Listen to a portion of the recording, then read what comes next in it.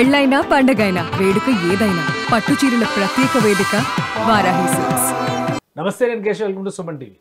ఆంధ్రప్రదేశ్ ఉప ముఖ్యమంత్రి పవన్ కళ్యాణ్ కొన్ని సంచలన వ్యాఖ్యలు చేశారు. 10 లక్షల కోట్ల రూపాయల అప్పుల్లో ఉన్నటువంటి రాష్ట్రంలో ఈరోజు జీతాలు ఇచ్చే పరిస్థితి కూడా లేదంటూనే సమర్థంగా రాష్ట్రాన్ని ముందుకు నడిపించడంలో చంద్రబాబు నాయుడు అనుభవం మార్గదర్శనం చేస్తుందని పవన్ కళ్యాణ్ విశ్లేషించారు. కలెక్టర్స్ కాన్ఫరెన్స్లో ఫైనల్గా చేసినటువంటి డిస్కషన్ ఏంటి, రాష్ట్ర ప్రభుత్వం ఎలాంటి దిశానిర్దేశం చేసింది, ఈ అంశం పైన విశ్లేషించుద్దాం. మనతో పాటు చంద్ర శ్రీనివాస్ గారు ఉన్నారు, పొలిటికల్ అనలిస్ట్. చంద్రశ్రీనివాస్ గారు నమస్కారం. నమస్కారం అండి. కలెక్టర్స్ కాన్ఫరెన్స్ ఇది రెండోది కొత్త ప్రభుత్వం ఏర్పడిన తర్వాత ఒక డైరెక్షన్ ఇచ్చారు.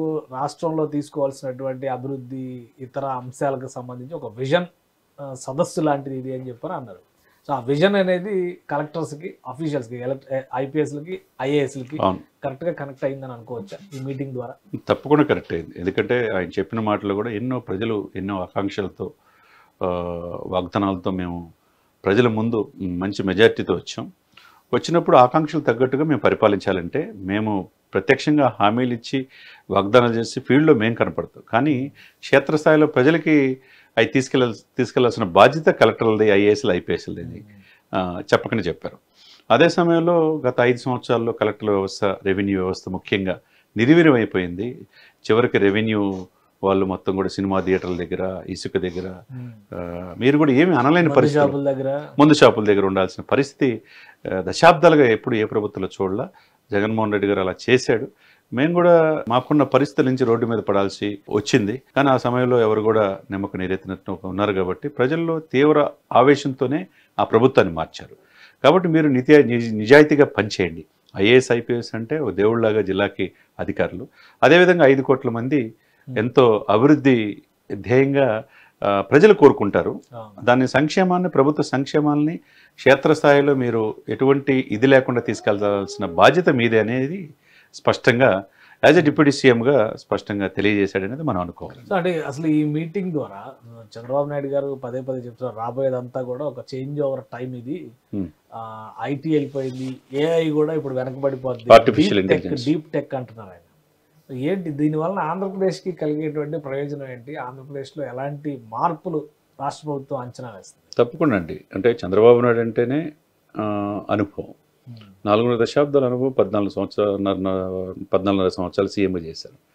దేశ విదేశాల్లో, ప్రపంచంలో టెక్నాలజీలు అందిపుచ్చుకోవటంలో అందివేసిన చెయ్యి. ఈ దేశంలో ఏ ముఖ్యమంత్రికి అంత అనుభవం లేదు. ఎందుకంటే దేశ రాజకీయాల్లో ఆ విధంగా ఆయన ఉన్నాడు. ఒకప్పుడు చేశాడు. హైదరాబాద్ని, సైబరాబాద్ని సృష్టించిన వ్యక్తే. ఎవరు అవుననుకున్నా కాదనుకున్నా హైదరాబాద్ని, మళ్ళీ అదే విషయాన్ని పవన్ కళ్యాణ్ గారు కూడా చెప్పారు. పవన్ కళ్యాణ్ గారు ఈరోజు కోట్ చేశారు. అటువంటి వ్యక్తి, ఈ దూరదృష్టిన్న వ్యక్తిని పరిపాలనలో మనం ఎటువంటి ఆటంకాలు లేకుండా మనం సపోర్ట్ చేయాలి. ఆ దిశగా మనం వెళ్ళాలంటే విజన్ 2047తో వెళ్ళాలి. మారుతున్న పరిస్థితులు, టెక్నాలజీని అందిపుచ్చుకొని వెళ్ళాలి. అదేవిధంగా మీరు అన్నట్టు ఆర్టిఫిషియల్ ఇంటెలిజెన్స్ ఈ రోజున రేవంత్ రెడ్డి గారు కూడా కొత్త రాష్ట్రాలు చెప్తుంది ఏంటి, ఇది నెంబర్ 1గా మనం హైదరాబాద్ తీసుకెళ్దాం. అవకాశాన్ని అదే సమయంలో ఆర్టిఫిషియల్ ఇంటెలిజెన్స్ మీరు చెప్పినట్టుగా రెన్యూబుల్ ఎనర్జీ కావచ్చు, లేకపోతే డ్రోన్స్ విన్యాసాలు కావచ్చు, సీప్లేన్ కావచ్చు, ఇవన్నీ కూడా ఎవరు అంతకుముందు గతంలో 5 సంవత్సరాలు జగన్మోహన్ రెడ్డి గారు కూడా పరిపాలించారు. కానీ ఇవన్నీ లేవు కదా, ఇవన్నీ ఎవరు పట్టించుకోలేదు కదా. అంటే సెంట్రల్ నుంచి ఇచ్చే నిధులకే మ్యాచింగ్ గ్రాంట్ ఇవ్వకుండా వదిలేశారు. జల్ జీవన్ మిషన్నే పక్కన పెట్టేశారు. ఆంధ్రుల జీవనాడి పోలవరాన్నే పూర్తి చేయలేపారు. మంత్రులు మాత్రం 2 మారారు, కానీ పోలవరం అక్కడ ఆగిపోయింది. వీళ్ళు ఒక లక్ష్యంతో 2026 కల్లా పూర్తి చేయాలని అది కేంద్ర ప్రభుత్వం సహకరిస్తుంది, రాష్ట్రం కూడా అదే ఇస్తుంది. కానీ పాసిబిలిటీస్ ఎంతవరకు ఉన్నాయి? ఇప్పుడు మీటింగ్లో కూడా చాలా విషయాలు చెప్పారు. రూరల్ పావర్టీని ఎరాడికేట్ చేస్తాము, అలానే రహదారి వ్యవస్థలను బలోపేతం చేస్తాము, అక్రమార్కుల పైన ఉక్కుపాదం మోపుతాము. అయినా కానీ సివిల్ సప్లైస్ బియ్యం దారి తప్పుతున్నాయి. ఇంకా అదే ఇష్యూస్ వస్తున్నాయి. సోషల్ మీడియాలో జరుగుతున్నటువంటి ట్రోలింగ్స్, ఇవన్నీ వైరల్స్, ఇవన్నీ చూస్తూనే ఉన్నాం. సో ఇప్పుడు ఈ 5 నెలలు కంప్లీట్ అయినటువంటి నేపథ్యంలో, ఈ మీటింగ్ జరుగుతున్నటువంటి నేపథ్యంలో ప్రభుత్వ పాలసీలని ప్రజల్లోకి తీసుకెళ్లేటువంటి క్రమంలో అధికారులకు సరైనటువంటి దిశానిర్దేశం చేయగలిగారా? 100% చేశారనుకోవాలి.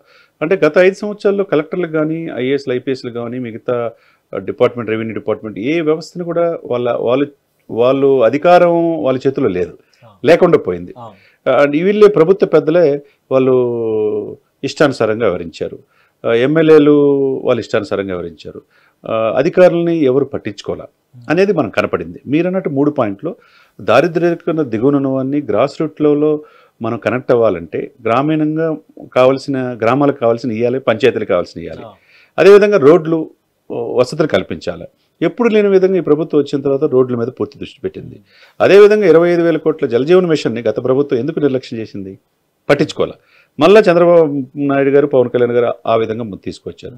గ్రామాలని సస్యశ్యామలం చేస్తేనే, గ్రామాలు బాగుంటేనే ఆ రాష్ట్రం బాగుంటుంది, దేశం బాగుంటుంది. ముఖ్యంగా ఈ ప్రభుత్వం మీరు అన్నట్టండి కేశవ్ గారు, 10 లక్షల కోట్ల అప్పు. నిజంగా పవన్ కళ్యాణ్ గారు చెప్పినట్టు చంద్రబాబు నాయుడు గారు 2014 అప్పుడు దిగేటప్పుడు 1900 దిగేటప్పుడు 2.5 లక్షల కోట్లు అప్పే. ఈయన చేసింది ఏంటి? అదనంగా 8 లక్షల కోట్లు అప్పు చేశాడు. అంటే దాదాపు 10.5 లక్షల కోట్ల అప్పు మీద ఇప్పటికీ మనం చాలాసార్లు చెప్పుకున్నాం కేశవ్ గారు, 6,000 కోట్లు ప్రతి నెల వడ్డీయే కట్టాల్సి వస్తుంది. అది ఎప్పుడు పూర్తి చేయాలి?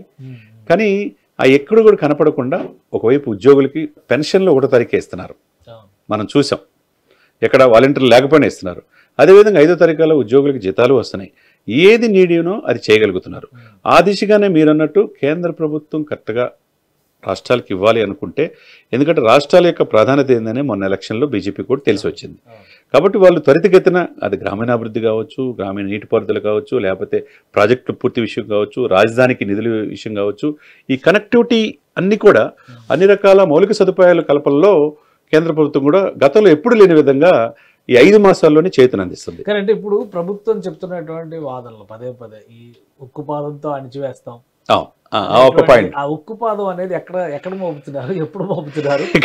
పవన్ కళ్యాణ్ గారు మళ్ళీ ఇవాళ కూడా కాకినాడ పోర్టు, బియ్యం అక్రమ రవాణా, అలానే ఇతర అంశాలపైన జరుగుతున్నటువంటి ఈ పోస్టులు వైరల్ చేయడము, బూతులు తిట్టడాలు, వీటి గురించి మళ్ళీ ప్రస్తావిస్తూనే ఉన్నారు.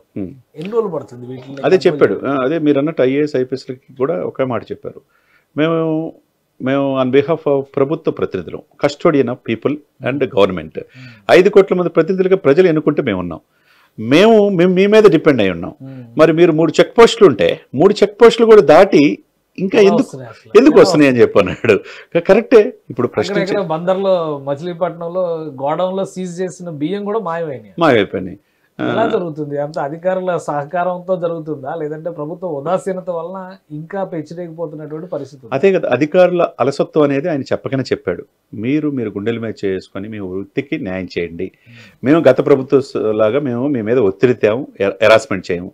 ప్రభుత్వ ఆస్తులు అప్పనంగా లాక్కునే వాళ్ళకి, లేదా అక్రమంగా రవాణా చేసే వాళ్ళకి 76% భూ కబ్జా కేసులు వాళ్ళ యొక్క రిప్రజెంటేషన్ లో వచ్చినాయి. దీని మీద ఉక్కుబాబుతం అంటే వీళ్ళకి అంటే సిన్సియర్ గా పనిచేయాలన్న తపన వీళ్ళలో కూడా ఉండాలి. ఇప్పుడు ఎక్కడో సుబ్బరాయుడు ఎక్కడో తెలంగాణ నుంచి వచ్చి తిరుపతి వెళ్ళి, తిరుపతిలో అరాచక శక్తులు రాజ్యమేలుతుంటే నైట్ 1 గంట దాకా షాపులు క్లోజ్ చేయకుండా రౌడీ మూకలతో కబ్జాలు, చివరికి గంజాయి, మద్యం, విపరీతమైన అంటే పరమ పవిత్రమైన ప్లేస్ తిరుపతి విచ్ఛిన్నం చేశారు. దాన్ని సుబ్బరాయుడు వచ్చిన 3 నెలల్లోనే మార్చగలిగాడు. వాళ్ళలో ఒక అవేర్నెస్ క్రియేట్ చేయటం, కాలేజీ స్టూడెంట్స్లో 10 గంటలకల్లా షాప్స్ క్లోజ్ చేయటం, అంటే లా అండ్ ఆర్డర్ అంటే ఇలా చేయాలనేది. ఆ విధంగా మిగతా వాళ్ళు కూడా అదే స్ఫూర్తితో ముందుకెళ్ళాలి. అది IASలు కావచ్చు, IPSలు కావచ్చు. కాబట్టి ఆ సమర్థవంతమైన ఆఫీసర్స్ ఆంధ్రప్రదేశ్లో ఉన్నారు. మేము ఫ్రీ హ్యాండ్ ఇస్తున్నాం. ఇచ్చినప్పుడు ప్రభుత్వ ఆస్తుల్ని కాపాడాల్సిన బాధ్యత మీదనేది ఆయన స్ట్రైట్గానే చెప్పాడు. మీరు అన్నట్టు నేపాల్ బార్డర్ దాటిన దాన్ని మళ్ళీ తిప్పి తీసుకొచ్చినప్పుడు రెడ్ శాండిల్ అక్కడక్కడ జరుగుతున్నాయి చిత్తూరు వ్యాప్తంగా. అదేవిధంగా బియ్యం మీరు అన్నట్టు మొన్నటిదాకా 55,000 మెట్రిక్ టన్నుల దగ్గర పవన్ కళ్యాణ్ గారు లేవనెత్తేదాకా సోషల్ మీడియా మీద ఉక్కుపాదం మోపల మళ్ళా స్టార్ట్ అవుతుంది. ఇది ఎక్కడో చోట ఆగాలి. కఠినంగా నిర్ణయాలు తీసుకుంటే తప్పితే ఆగదు. కాబట్టి ఎవరు పవర్స్ జిల్లా అధికారిగా మెజిస్ట్రేరియల్ పవర్ కలెక్టర్గా ఉంటుంది. అలాగే లా అండ్ ఆర్డర్ బాధ్యతలు ఎవరు చూడాలా? IPSలో ఉండాలి. కాబట్టి వీళ్ళని ఇటువంటి రౌడీషిటల్ని, ఈ సంఘ విద్రోహ శక్తుల్ని, గంజాయి బ్యాచ్ని, లేకపోతే సోషల్ మీడియాలో ట్రోల్ చేసే వాళ్ళని, ఈ అబ్యూజన్ యాక్ట్ అనేది ఎప్పుడైతే అసెంబ్లీలో ఇంకా పూర్తిగా రాలేదు కానీ ఆ బిల్లు వస్తే కనుక వీళ్ళ రౌడీ షీట్ ఓపెన్ చేసేసి ఇమ్మీడియట్గా PD యాక్ట్ నమోదు చేసుకోవచ్చు. అదేవిధంగా ఈ అలవాటు పడి పోర్టుల ద్వారా అక్రమంగా బియ్యం సరఫరా చేసే వాళ్ళందరూ కూడా నిజంగా మనోహర్ గారిని అభినందించాలా. 55,000 మెట్రిక్ టన్నుల పాపం ఎక్కడికి వెళ్ళి ఆయన పట్టుకుంటున్నాడు. మన మచిలీపట్నం, విశాఖపట్నం పోర్టు కూడా పట్టుకున్నాడు. ఈ సిట్ కూడా ఒకటి బ్రిజ్లాల్ ఆధ్వర్యంలో సిట్ వేశారు. DSPలను కూడా కొంతమంది మార్చేశారు. వీళ్ళు నిస్వార్థంగా పనిచేయాలా. ఎక్కడ అవినీతి చేస్తే వాళ్ళు పట్టుకుంటే కనుక కింద స్థాయిలో క్షేత్రస్థాయి వాళ్ళు కూడా ఈ జిల్లా స్థాయి అధికారులతో సహకరించాలా. ఈ సమన్వయం లోపం లేకుండా చేసుకోవాల్సిన బాధ్యత ప్రభుత్వాన్ని. అలా చేసుకోగలిగితే కనుక వీళ్ళు 2వ కాన్ఫరెన్సు కల్లా ఇప్పుడు కొన్ని చిన్న సెట్ చేసుకోగలిగారు కొంతమేరకి, మిగతా 100% ఇక మూడవ కలెక్టర్ కాన్ఫరెన్స్కి పూర్తి చేయగలరనే విశ్వాసం ప్రజల్లో గ్రిప్ రావాలి. గ్రిప్ రావాలి. రైట్ రైట్ థ్యాంక్ యూ చిన్న శ్రీనివాస్ గారు. ఇది ఆంధ్రప్రదేశ్లో అధికార యంత్రాంగాన్ని కీలకమైనటువంటి పాత్ర అవుతుంది కాబట్టి ఖచ్చితంగా ప్రభుత్వ విధానాలకి విజన్కి తగినట్టుగా పనిచేయాల్సిన అవసరం ఉందని CM Chandrababu Naidu, deputy CM Pawan Kalyan దిశానిర్దేశం చేశారు. ప్రధానంగా ఎక్కడైతే అరాచకాలు జరుగుతున్నాయో పట్టుబడిన తర్వాత కూడా అవి ఆగకపోవడం అనేది దురదృష్టకరమైన సందర్భంగా పవన్ కళ్యాణ్ విశ్లేషించారు.